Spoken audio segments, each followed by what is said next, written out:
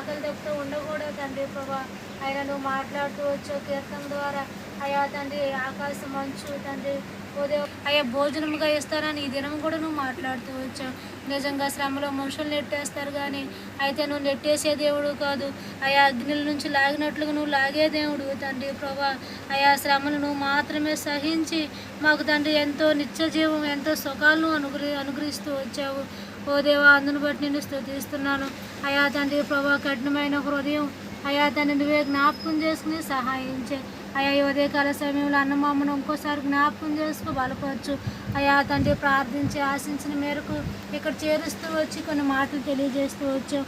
అదే రీతిగా తండ్రి సంఘముగా ఎంతో ప్రార్థిస్తూ వచ్చాము. అయితే అక్క కూడా స్వస్థతనిస్తూ వచ్చిన ప్రేమకై స్తోత్రాలు. అయా ఏమి ఇచ్చిన రుణస్తులమే తండ్రి ప్రభా.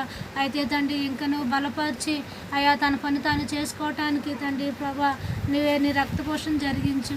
నువ్వే తన